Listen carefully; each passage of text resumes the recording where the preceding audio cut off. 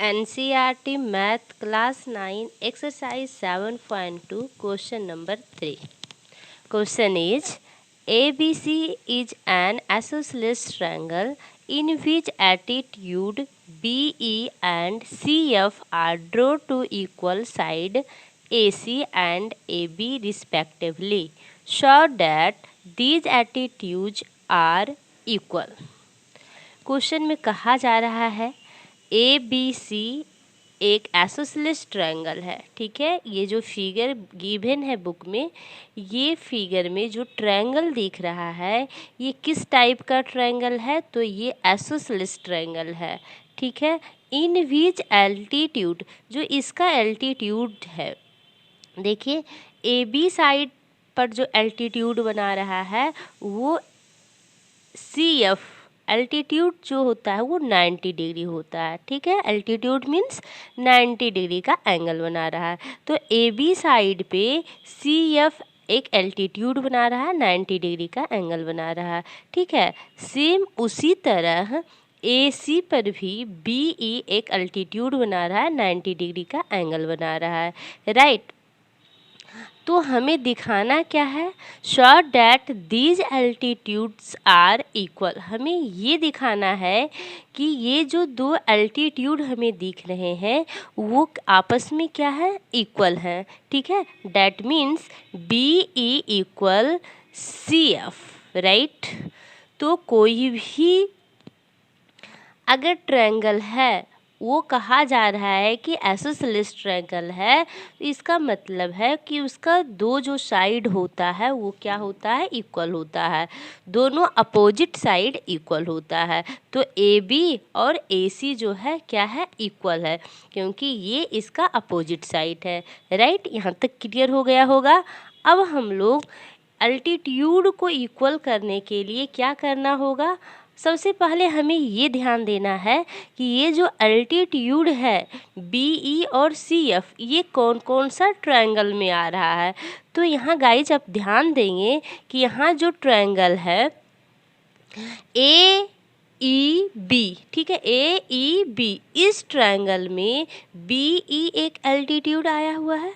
ठीक है, उसी तरह से AFC ये ट्रायंगल में एक CF एल्टीट्यूड आया हुआ है। तो हम क्यों ना ये दोनों एल्टीट्यूड को इक्वल करने के लिए ये दोनों ट्रायंगल को क्या कर देंगे? कॉन्करेंट कर देंगे। ठीक है, अगर हम ये दोनों ट्रायंगल को कॉन्करेंट कर देते हैं तो CPCT के थ्रू क्या हो जाएगा? इसका अल्टीट्यूड जो है इक्वल हो जाएगा। राइट, यहाँ तक आपको समझ में आ गया होगा। तो अब इसका सॉल्यूशन हम स्टेप बाय स्टेप स्टार्ट करते हैं।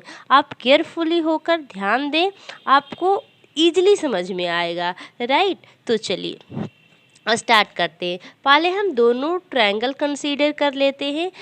जो हमारा फर्स्ट ट्रायंगल है वो क्या होगा? AEB। ठीक है, AEB in triangle AEB and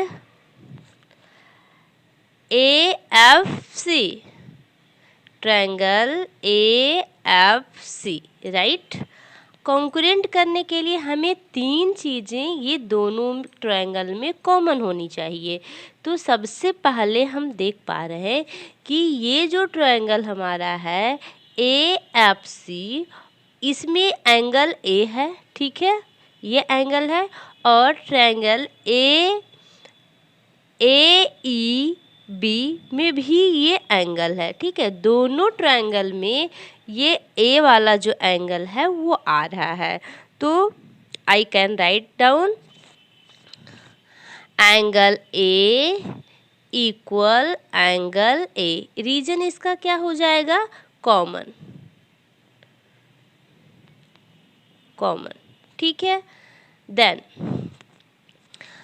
अब क्या कहा जा रहा है कि AB जो है AC का इक्वल है। क्यों इक्वल है? क्योंकि ये आइसोसेलेस ट्रायंगल है।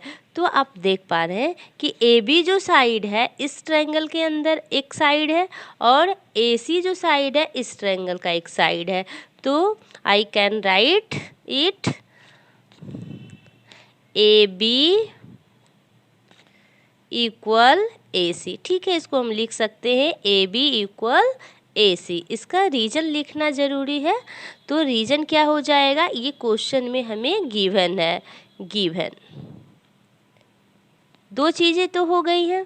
थर्ड जो पॉइंट होगा वो क्या होगा, तो देखिए ये जो ट्रायंगल हमारा है ए ई बी, इसमें ये जो है एक 90 डिग्री का बना रहा है, इसका अल्टीट्यूड है 90 डिग्री का है। उसी तरह से ये जो हमारा ट्रायंगल है ए एफ सी, इसमें भी ई जो एंगल है वो भी 90 डिग्री का है। ठीक है, तो हम लिख सकते हैं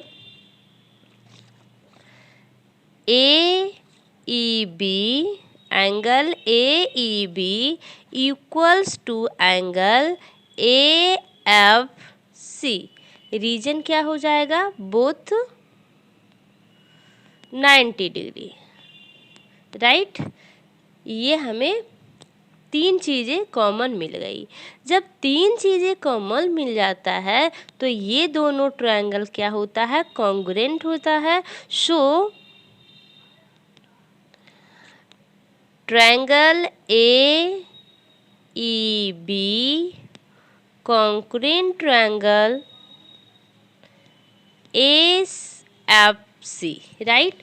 कौन सा क्राइटेरिया फॉलो होगा कॉन्ग्रुएंट होने के लिए, तो अब ये चीज़ जो है बहुत बच्चों को समझ में नहीं आता है। मैं इसको इजीली आपको समझा देती हूँ, आप समझने की कोशिश कीजिए।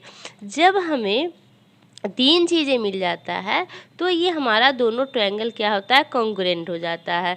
कॉन्ग्रुएंट हो जाता है तो कौन सा क्राइटेरिया इसमें फॉलो हुआ कॉन्ग्रुएंट होने के लिए, तो आप ये दोनों में से कोई एक ट्रायंगल कंसीडर कीजिए।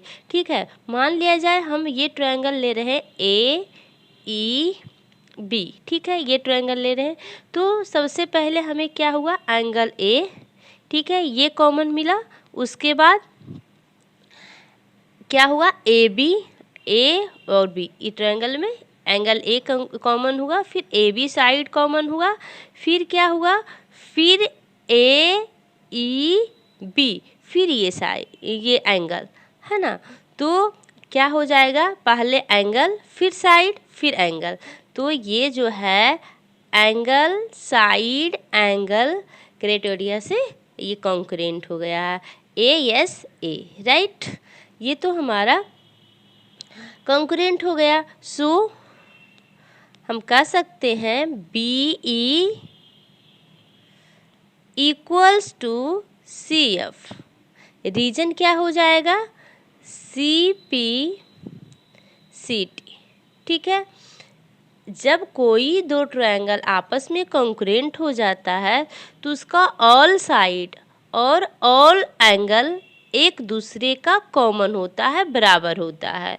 ठीक है, तो देखिए बी ई इस ट्रायंगल का एक साइड है और उसी तरह से इस ट्रायंगल का सी एफ एक साइड है। तो ये दोनों आपस में क्या हो जाएगा, इक्वल हो जाएगा, राइट। यही हमें शो करना था। तो ये जो क्वेश्चन है कंप्लीट हो गया है, राइट स्टूडेंट्स।